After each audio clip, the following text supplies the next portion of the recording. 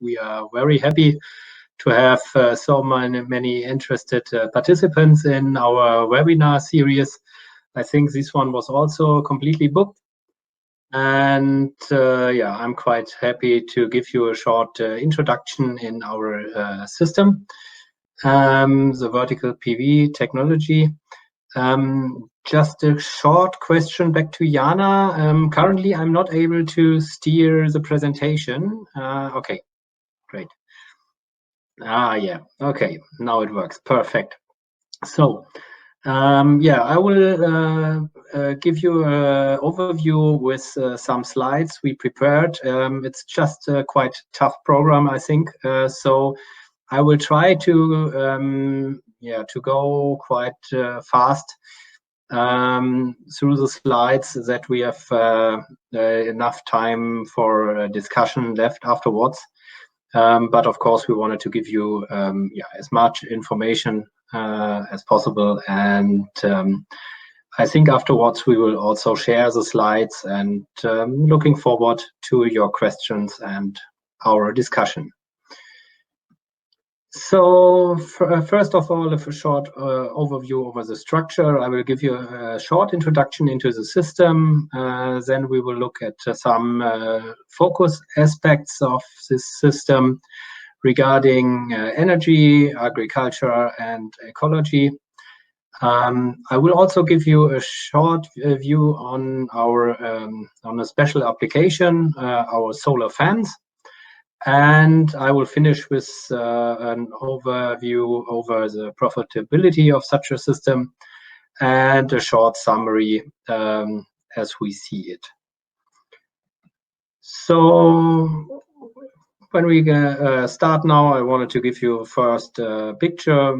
Maybe many of you know, but just to that everybody has seen how this looks like. This is a plant we have in Dürmingen in Germany with 2 megawatts. And yeah, I think the most important topics we see here is that there's a lot of space left between the module rows, and a tractor is able to pass by, even with a quite huge mowing system in between. But we will have yeah, a look on different aspects of the system within the next half an hour roundabout. Here we have a short overview over the most important elements. We have on the one hand the racking system, which is grounded with ramming posts, as yeah, it's quite common in solar PV plants. So that's not no difference to other plants. We have these modules. We use between 1 and 3 rows above each other. And of course, for this kind of application, it makes a lot of sense to have bifacial modules, which work from both sides, especially when you decide for an east-west orientation. On the other hand, below the between the module rows, we have the agricultural part. There are a lot of spaces left for agricultural use. Our system supplements the agriculture and isn't in concurrence. So we have a row spacing in between, normally 10 to 12 meters, but there can also be some adjustments to increase or decrease the spacing between the rows. We say from 6 to 20 meters. Also interesting, I think, is the grass stripe under the modules, which can be used for ecological enhancement of the land which is used for the plant. I will go deeper into these aspects later on. A short look on the technical side. We have a frame system which is made of galvanized steel with some alloy components.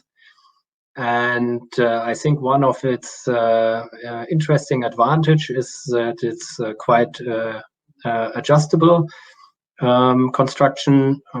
Even if you have steep areas, what we see here is up to 20%.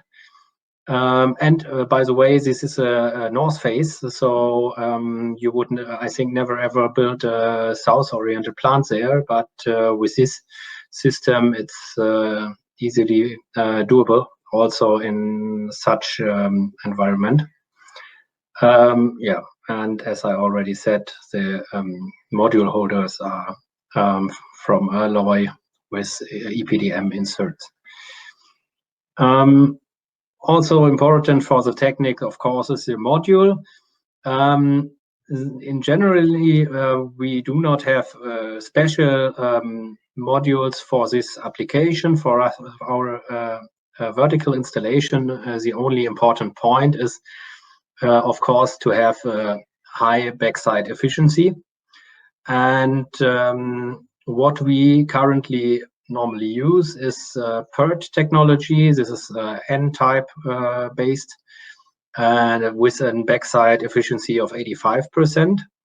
With heterojunction technology, there would be even better backside efficiency possible. We already tested modules with 99%, so they were quite symmetric, which of course for this type of application is best. But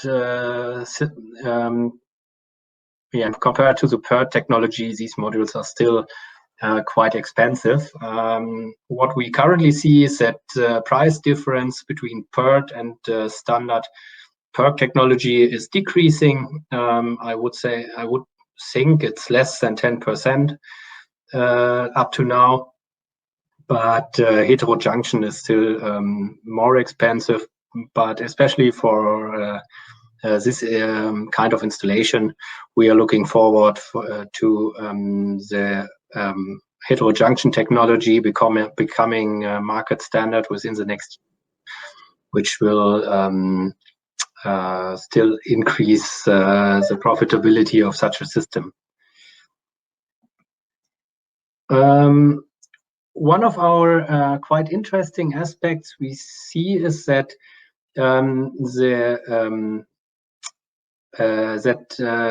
by this kind of vertical installation makes PV very flexible. Yeah, we have here a quite different orientations, and unfortunately, the table is not that in the in the way I saw it on my computer. The yield is quite similar, and not very depending on the orientation. So east-west and south-north is more or less on the same level. Southwest and northeast is exactly on the same level. Of course, we have some differences between the front side and the back side production, but the overall production, the differences are not that high. And that's yeah, a very important topic, that the orientation is becoming a degree of freedom. Yeah, you can work with it with the orientation of the modules to optimize different aspects of such a PV plant. What could be the aspects we also can optimize? That's the energy part, it's the agricultural part, the ecological part, and so on. So we now will have a deeper view in the energy aspects. The first I wanted to show you is that east-west alignment, which is what we already realized 2 times with different parks. And one of the biggest advantages this kind of installation has is that the peak production is completely complementary to conventional systems, with two peaks in the morning and evening hours. when conventional south-oriented plants do not produce or only have a quite low production, and where indeed in many markets in Germany, but I also know from US and other markets, the production of renewable energy is lower, especially of PV is low, and also the prices of electricity are high compared to the noon time. What we see in Germany is that we, over the last years, we saw around €3 per megawatt hour price difference with the market prices we realized compared to the average market prices of solar electricity. Last month in April, it was about €5. I think this was a little bit more than in the month around, but there is indeed a positive trend which increases this gap. And that's, of course, additional value for the operator of such a system, which could gain additional profits. Here we have a picture to show this. These are two, I think it's only one string of system we have, and a comparison with another system nearby from our plant. And what we see, I think, is the blue one is the conventional one with a peak production at noon.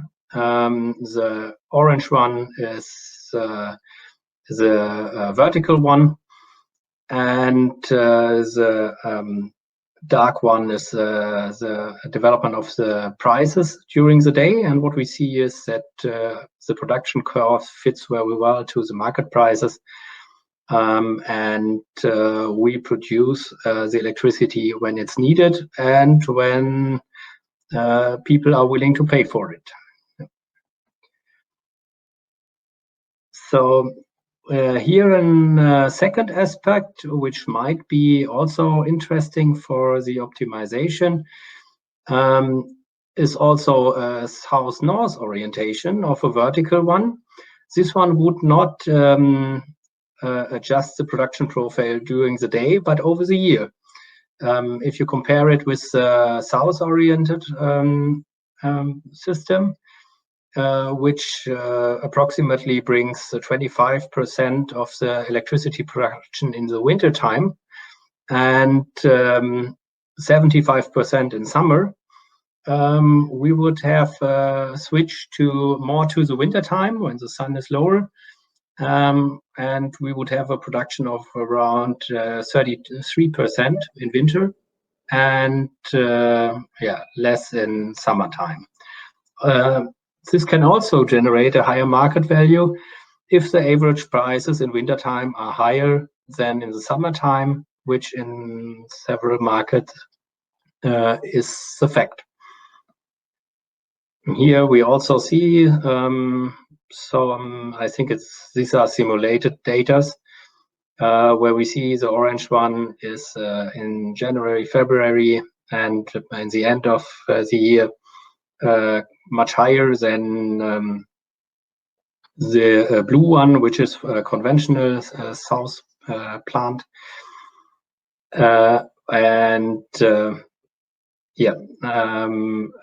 conventional one is higher in summertime, and we also see the market value. These are figures from Germany as well, where the prices, especially in the beginning of the year, were much higher than in summer. So another quite interesting aspect is that we can, with a combination of different orientations, we can adapt the production profile to the needs, which is especially interesting for self-consumption. If you have some industrial plant or agriculture or whatsoever, even if it's a residential one, you can combine different orientations to produce a specific production profile of electricity. I will also show you a graph regarding this aspect. Here we have a dairy farm, which we see has quite, which electricity demand fits quite well to the production profile of our east-west orientation. Yeah, so here was east-west orientation optimal. But of course, by combination, we could also generate a flat curve during the day, or whatever is needed, simply by adjusting the orientation of the system. Another important aspect regarding energy generation is also the question of the grid. We see in several markets that grid is getting more and more a problem, since it's simply full of PV, which produces a high amount of electricity at noon, and have a low production in the morning and evening hours. And so one of the important advantages of such a system is that you can have access to a grid which is theoretically full for conventional plants.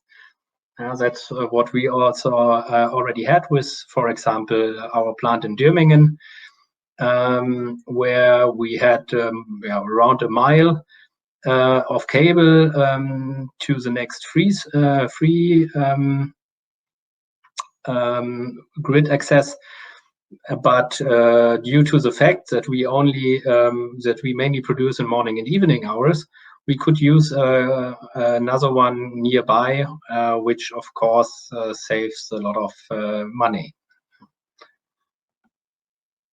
So this is, for example, this combination where we can see some figures. We combined here 10 megawatts of existing conventional PV with additional 2 megawatts of vertical east-west orientation. And what we see from these 2 megawatts, we only have additional peak production in the grid of 0.4 megawatt. That's what we collect at noon from the albedo effect, the indirect irradiation. And the main production of the system is outside the peak of the conventional plant, and so we get a more stable and broader electricity production during the day, which simply stabilizes the electricity production and do not increase the peak production, or only with this 0.4 megawatts. Huh?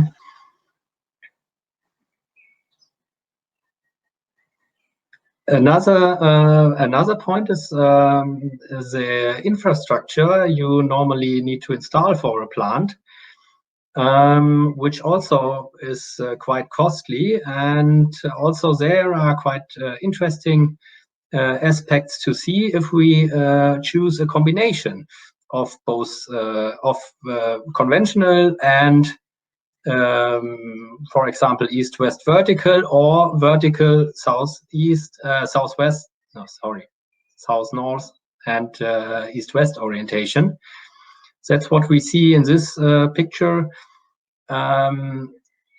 If we, for example, have a transformer station with 33 megawatts, we would be able to take 52 megawatts conventional PV installation and 52 megawatts of vertical installation. Then we would have a peak production of around 33 megawatts.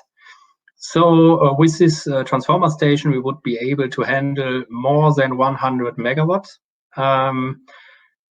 Compared to a single south-oriented PV plant, or also a single east-west one. where we could only handle around 80 megawatts. Yeah? So we have around 25% additional PV capacity using the same transformer station and grid and all this stuff. So we decrease the cost per installed capacity of this central infrastructure. So that was the main energy aspects. If we're looking at the agricultural part, we see a lot of different possible applications. On the one hand, conventional agriculture, but also livestock farming, as we see in this picture, also, for example, with cows. But of course, organic farming would also be possible, or simply ecological enhancement.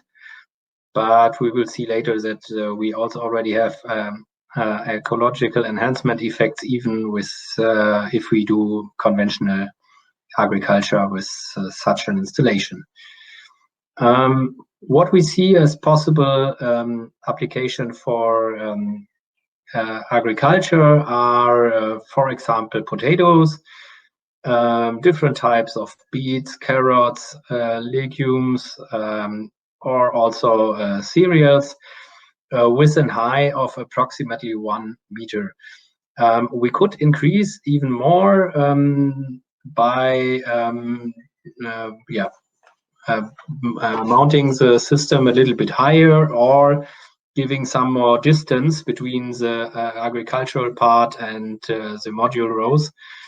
But this is limited.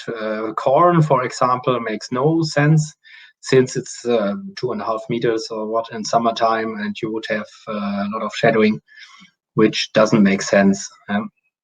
And as I said, the mounting, the higher you mount, the more costly it is, since you need to get along with the wind load, and this is a square function of the altitude. So we say it only makes sense with this type of cultivation. Yeah.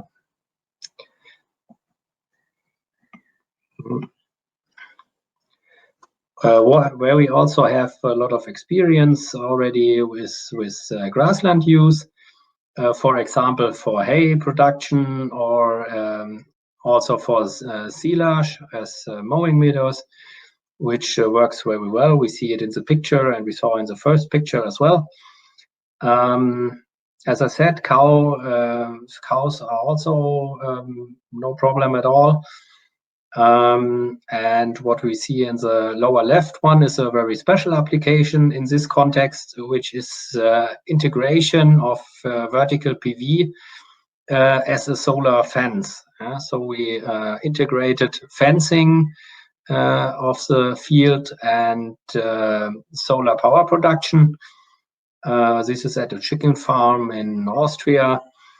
So we have some kind of fence which finances itself by electricity production. The dual use of this system, and the third use, we also see the chicken have a lot of shadow and obviously also enjoy. We can have a lot of we can do a lot of adaptations to the agricultural use. As we said in the beginning, we can vary the road distance between 6 and 20 meters, depending on the local conditions, and to ensure to have enough electricity production left on the ground, we could go from 1 up to 3 module rows, to ensure the profitability of such a system. Also, one potential criterion for the row orientation might also be the agricultural use. If, for example, the land has some has a east, let's say southeast, northwest orientation, where you can have long you do not need to turn around very often, then you could, of course, use such an orientation to ensure that the farmer can do his business quite efficient. Another adaptation is, for example, special cable protection for livestock farming. There, I need to say that the system already has a lot of let's say protection within, since the cables are in the middle bar and at around 2 meters high. So they are very well protected, but where the cables go to the ground or to the inverters, there should be some additional protection. We could also, for intensive agricultural use, for example, install some collision protection of sensitive areas with cables and inverters.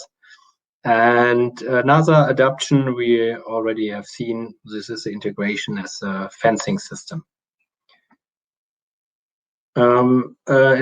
Quite interesting aspect for European farming and project development is the direct payment for the use of the land for the agricultural use.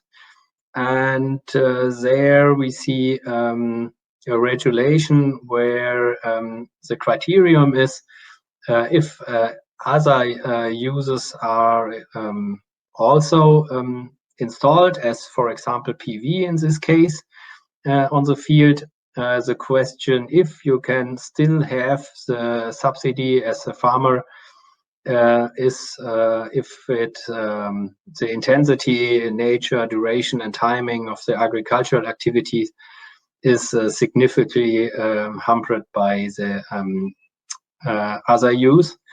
And I think there we have very good arguments with the vertical PV. We have a superstructure of the system with which is less than 1% of the field. We have no ceiling of the agricultural land at all, and we have still enough space left for even bigger conventional machinery, as we see on the picture in the beginning. But still it was to also be possible to increase even more with a system with 20 meters in between and let's say 3 module rows above each other. So we are very confident that in the European countries you still can get this direct payment for the agricultural use, even if you install such an system.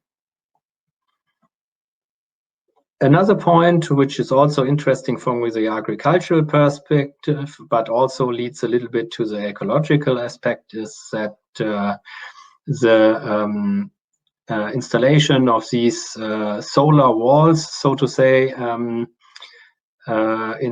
for example, north-south arrangement, will break and slow down the wind speed, especially if you have, in this case, west winds, which should lead to reduction in soil erosion and also the dehydration of the land due to the wind. To have a look at some more ecological aspects, we already said that we have nearly no superstructure over the land, which is less than 1% compared to 50 to 60% of a conventional plant. We have no influence on the water balance for the agricultural field. So almost no concentration effects, maybe directly around the modules a little bit, but this one would be more this grass stripe. And also from the solar irradiation, only around 15%. is used by the PV modules, and the rest is available for the agriculture. Another question is the structural enrichment of the area. If we, for example, switch from an intensive agricultural use to an extensive grassland use, we have structural enrichment of the area and create high quality structures. We could do that also without changing the type of use, simply by the areas directly under the module rows. That's what from our perspective is very interesting, that we have these, let's say, some kinds of flower stripes directly around the modules. That's from, if we have this 10-meter installation, we expect around 10% of it. Every 10 meter, you have on both sides of the module around about half a meter, which is with flowers, and is interesting habitat for different kinds of flora and fauna. And you could even increase this, the structures with clearance cairns, with some organic deadwood or some humid areas under the modules. Also, in PV project development, the conflicts with the ecological aspects often is a bigger issue, and that's one of the most important advantages we see with this system. Is that in this combination I explained with flower stripes, we generate additional food compared to conventional agriculture. What we see on the picture is that we also have quite good hunting conditions for sit and wait predators. For example, red kites get along with that. We already see in our plants. Of course, what's the advantage of the one is the disadvantage for the others. The ground nesting birds like skylark do not have an advantage of this, of course. Biodiversity we already addressed. The question of the landscape might also be an issue, especially if you're near to a village or something like that. Then, of course, you could also adjust the orientation to the visual axis, simply to give a better, to have less impact on the landscape. What we learned from our already installed plant is that it was no problem to conserve, for example, poor grassland. This land was conservation area before, and we also had, with this first bigger plant we installed, experiences with the red kite. In absence of any experience before, we needed to have some compensation areas for this kind of bird. But now we already saw that it still lives there and get along with these circumstances very well. And this kind of compensation is not needed anymore. The second one we have was in a bird sanctuary. That was generally also quite unproblematic, the same as we already had before. The red kites were quite happy with it. For the skylark, still there was required some compensation areas. And another very seldom animal, the Wandschrecke, which is a large grasshopper, was not affected at all. So we had no problems with these questions. Before we finish, a short look at this solar fencing system. You already saw this picture. We see a broad range of applications for that in agriculture and industrial properties and residential as well. The advantage, of course, is on the one hand, no ceiling or no overbuilding, and simply this combination of fencing and solar power production, which from our perspective make a lot of sense. To finish, I wanted to have a look on the profitability. These are figures from Germany, where we have a short comparison of the costs and yields of such an installation. And what we see is that the investment is a little bit higher, let's say 10 to 20%, which comes on the one hand from the modules. As explained in the beginning, we need a very high backside efficiency, so PERT modules are still a little bit more expensive. This additional costs we expect to decrease by heterojunction getting more and more as a market standard. On the other hand, we have the electricity yield, which depends on where and the used where the plant is and the used module technology. But in our region, we can see, let's say, 5% to 10% additional yield compared to a conventional monofacial south-oriented plant.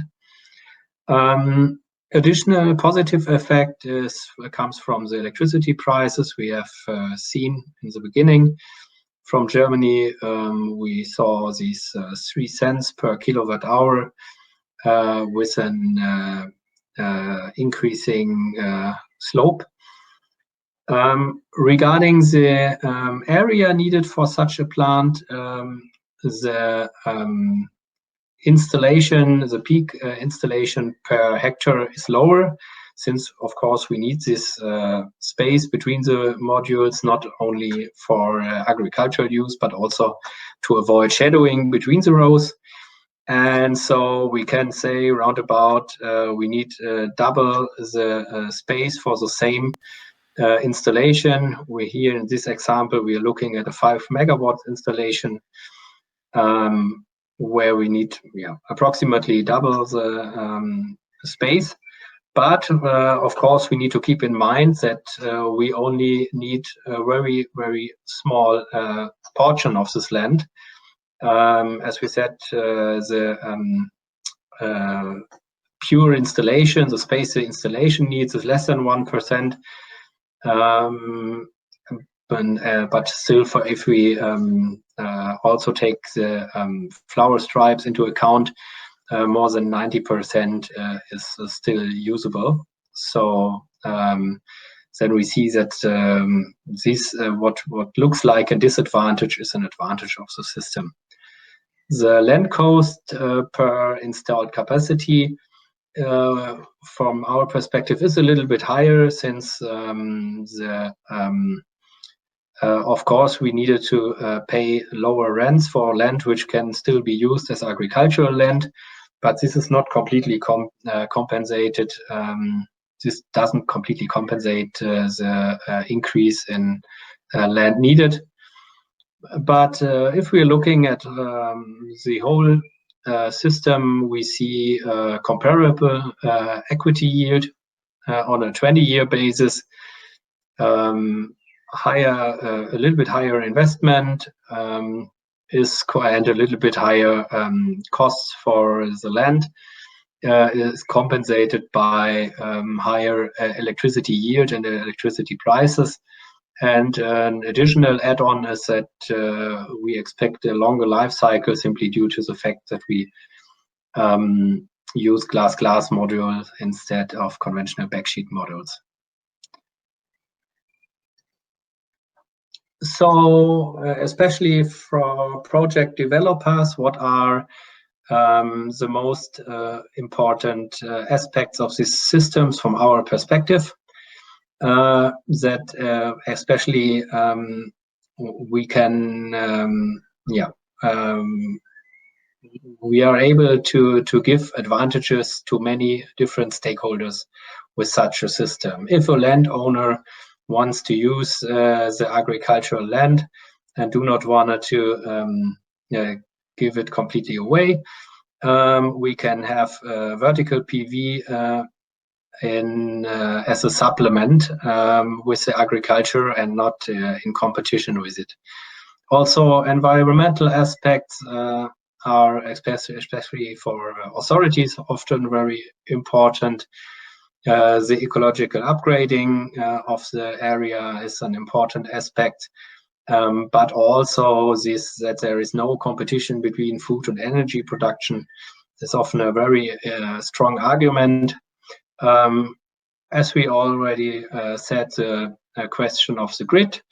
If the grid is already quite full, we can give even grid stabilization effects with the installation of such a system. And for self-consumption, we can generate a profile which fits very well to the electricity demand and optimizes the self-consumption quote. And yeah, what we also see is special this combination with fencing system, which might also be an advantage for some residential or industrial or agricultural customer. So whenever we have problems with one of these stakeholders, this vertical installation might be a very interesting idea to install a solar park where, for example, a south-oriented conventional one doesn't work. So that was my my overview, and I'm looking forward to the questions and looking forward to the discussion.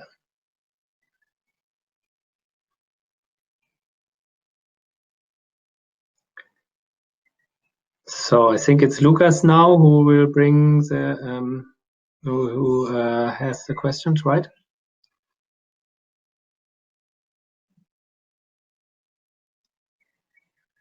Lucas, I do not hear you.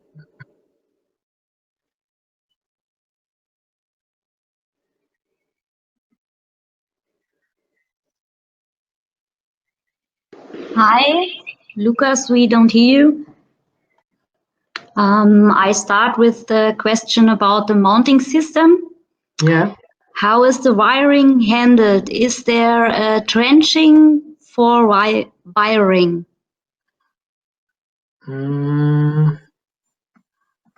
So we have a picture.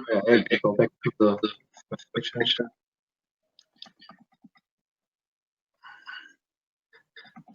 So okay. So was the wiring? What was the exact question? How is it handled? Is there a trenching? Trenching, okay. Yeah, I think I explained in between. We do, if we have a look at the picture now, the wires were in the middle bars, or in the middle bars, and we have the inverters inside the field. So it always goes through the system and avoid to go into the ground and at different places, and directly goes to the inverters.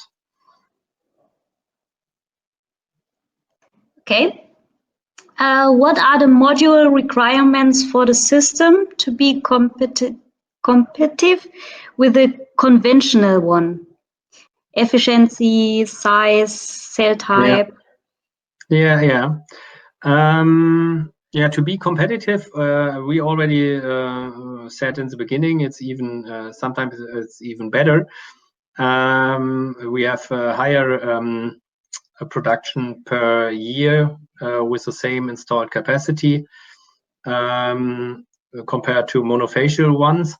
As I said, the backside efficiency is the key. So, for example, PERC technology with only 65% backside efficiency might work in a north-south orientation, but for this installation with east-west orientation, you need at least these 85% from the N-type PERC technology. Heterojunction, of course, is even better and would even be an advantage. But up to now, the additional costs most times are higher.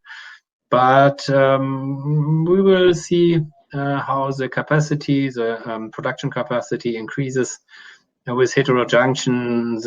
We expect that they are an alternative quite soon, which is even more economic.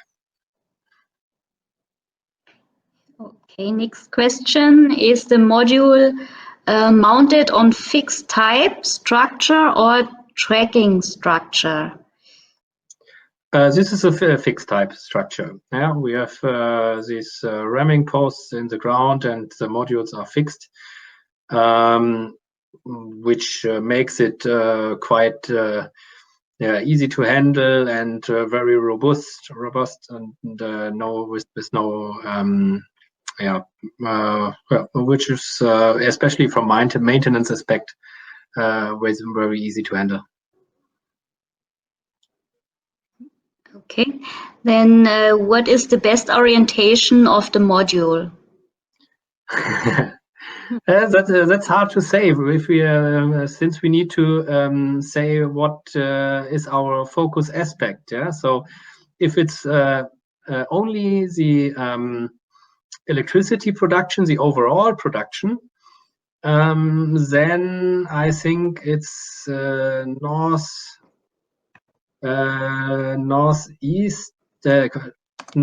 to southwest, right? Which would have the best overall production over the year. But no, I think it's the other way around. It's the other way. Sorry for that.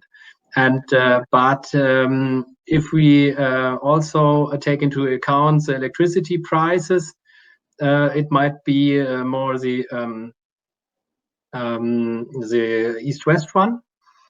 And as I said, also maybe also some other aspects might be interesting, especially if we're talking about self-consumption. A combination could be favorable, if, for example, it's easier to handle with agricultural machinery, we could also adjust without huge losses of electricity production. So that's an individual question for every plant. And the conditions around, like the electricity price over the day and things like that. Okay. Why do we need 85% bifaciality factor for east-west orientation? Can't we use 65 to 70? Yeah, the point is we need to take into account that if we have east-west orientation, both sides pick up more or less the same amount of irradiation. Yeah? And the question is what they are doing, what we are getting from the energy perspective. And so then on the front side, we get the full power. On the back side, we lose 35%. Yeah? And that's especially with east-west orientations, this is half the day and half the irradiation.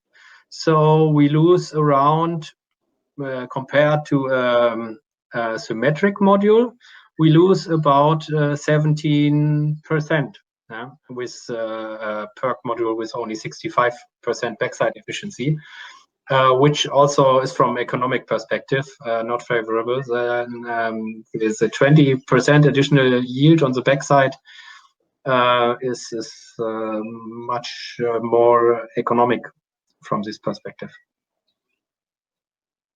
Since it's less than 10%, I think, additional costs so far.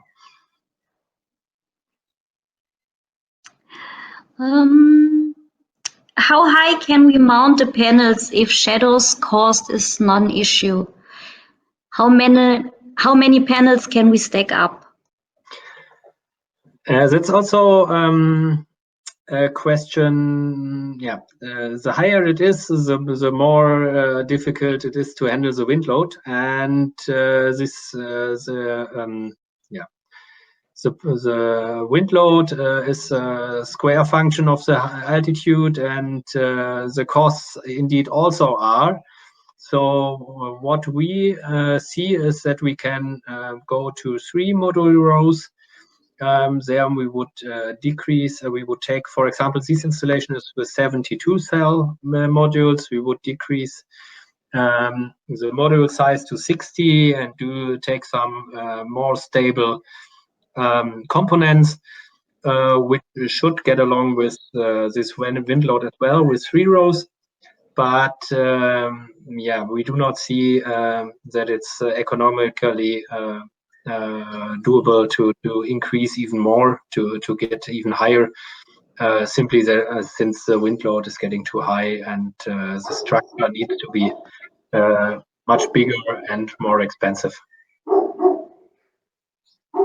Yes. Next question is maybe for our technical employee, but I take it. Did you investigate DC energy transmission? Yeah, indeed. Don't know if Peter is able to explain a little bit, or Lucas. Concerning, I didn't get the question completely. Sorry. Did you investigate DC energy transmission? You mean the transmission of the DC power without an inverter? Yes, I think it's what the person means. Yes. So I think it's hard to see when this energy transmission should be usable, because normally you need to connect your PV system to the grid. So you need an inverter to get the grid voltage and grid power available there. I think it could be perhaps a possibility for small systems in internal use. Then of course it is possible to use the system as other PV systems as well on the DC side. Yeah, I also thought about such a system for example, some industrial galvanization or so. There, I think you need DC where it makes maybe sense. For self-consumption, that might work, but I think it's we do not have experience so far. Yeah, it could be possible to just mount the system on the DC side, to use batteries as power safety issue, and with this I mean there's no difference to south-oriented plants, so it is possible. Okay. Then do you use P-type or N-type modules? We use N-type modules. Now the PERC technology is N-type based. As I said, the PERC modules, which are P-type, do not have the backside efficiency we would recommend. Okay. Does the shadow from panels on crops affect crop yield? As we wrote, there is still 85% roundabout of the irradiation left for the agriculture in between, and we do not saw any effect on the crops so far. Okay, then economic questions. Why life cycle is longer with Next2Sun? I think you already explained it, but do it again.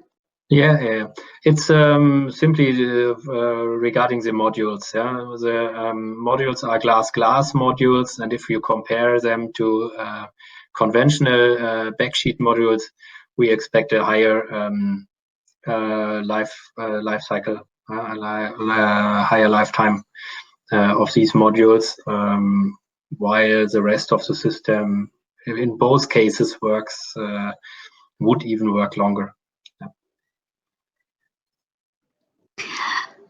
How much mounting structure will cost more compared to the conventional system? For the mounting structure, we expect also 10 to 20%. That's what we see in our plans. So we have on the one hand, as explained, in the additional costs in the mounting systems and regarding the modules. The installation costs are on the same level at most. We see really as a quite efficient installation procedures and works very well. So there is no difference also with the inverters. We do not have differences in costs. We have the same inverters as a conventional plant. So it's only these both aspects, and I would say the mounting system is 10 to 20%. Of course, it's also a question of the installation, but for these 2 rows installation, I think it works. It's in this area. Okay, then we're having questions about project development and plant operation. What kind of operation and maintenance activities are carried out compared to conventional PV plant to keep the panels clean and maintain optimal production? Yeah, that's a quite interesting aspect. I was wondering why I do not have any slide regarding this topic. I simply forgot, since of course this is also an advantage of such a system. It depends hardly on where we are installing it. I know from India very well that they have a lot of problems with dust and need a lot of manpower and especially a lot of water for cleaning modules. And of course, we expect to have less dust on a vertical systems simply due to the fact that it's vertical and the dust does not, it falls down. Yeah, I would expect, of course, that you also need to clean, but I would expect that the cycle would be, the frequency is lower when to clean it. And if we are looking at the other extreme, so to say, we have some experiences from Austria with very snowy regions. And if we are especially looking, for example, at the residential part, but it's the same with utility plants, there's a lot of effort to be done to clean the modules.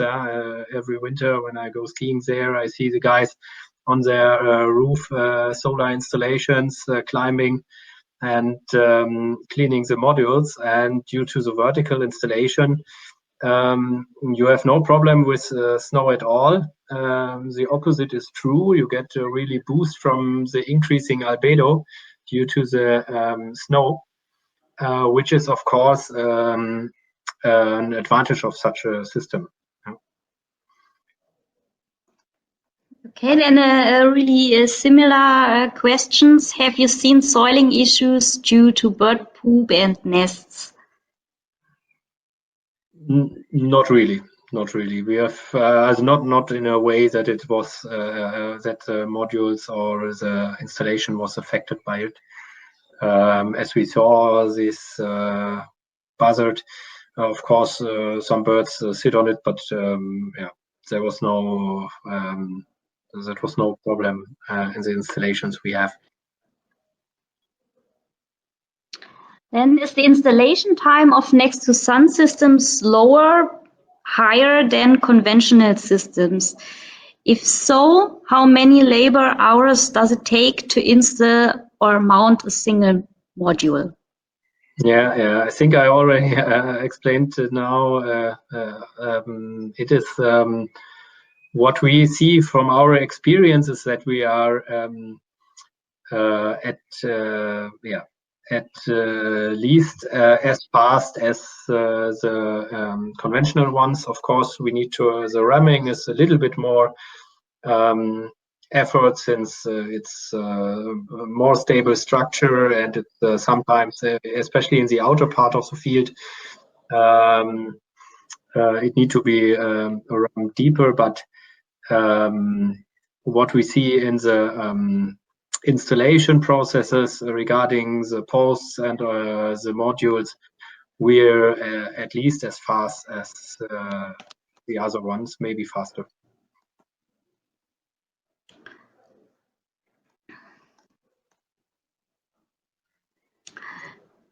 Okay, how many hectares is used for 1 megawatt, spacing 10 meters on average?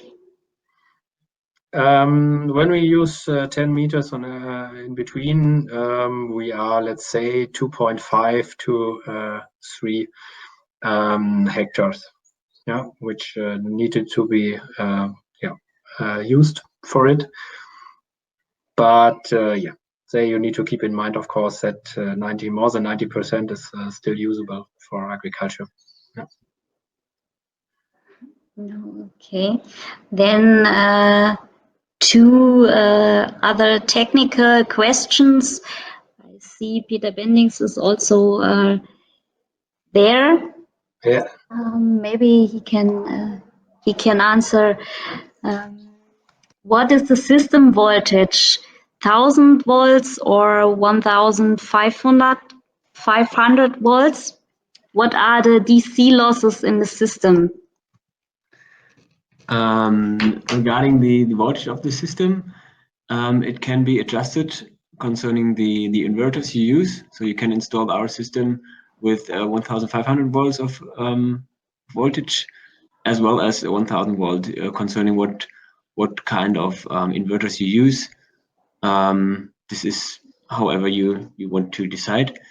And the DC losses, I can't give you a concrete number, but the DC losses aren't much higher than in normal south-orientated systems.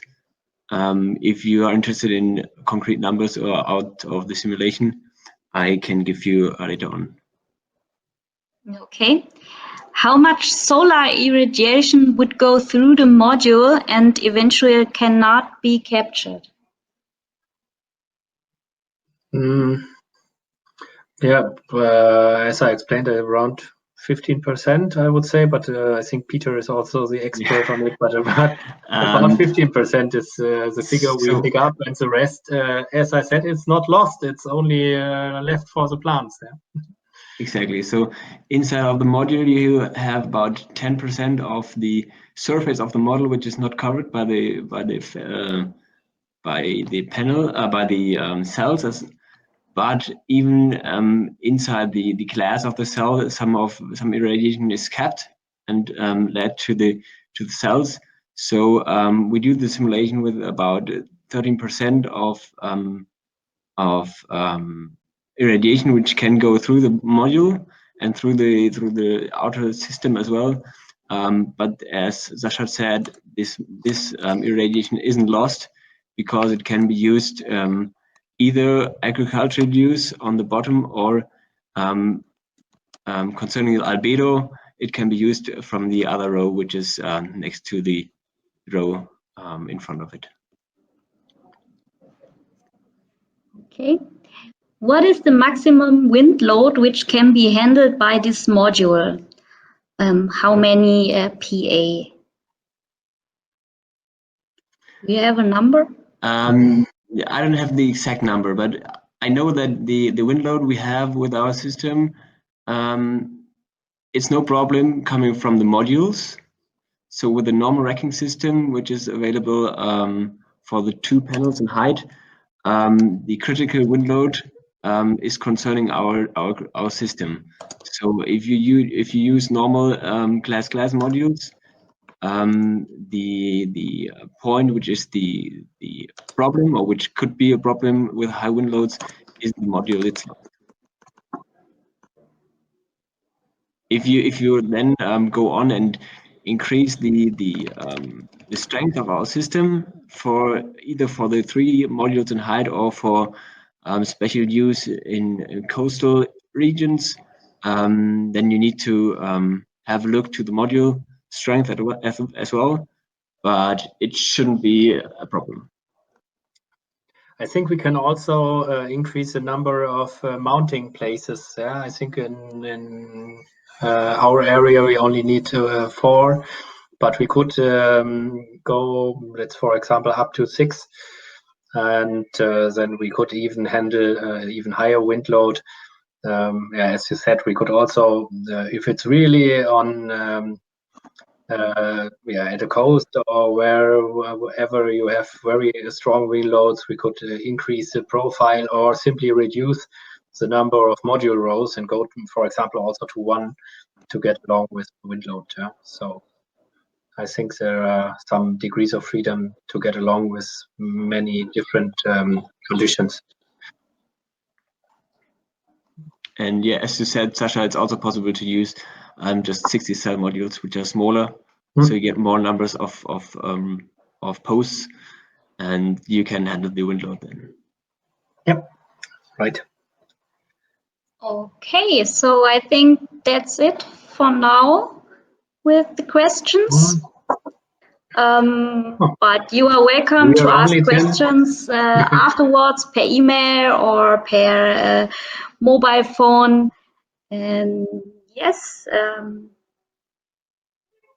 there are some people typing something. Maybe there are questions left. I think we will. Yeah, I think there you announced an email address where to address further questions, and yeah, we are of course very happy for your interest, and yeah, are also looking forward to further questions. And thank a lot for your participation. Sorry that we were a little bit late, but I think yeah, it was more or less in time. Okay. Yes, many thanks to the speaker and participants. And then we wish you a good day.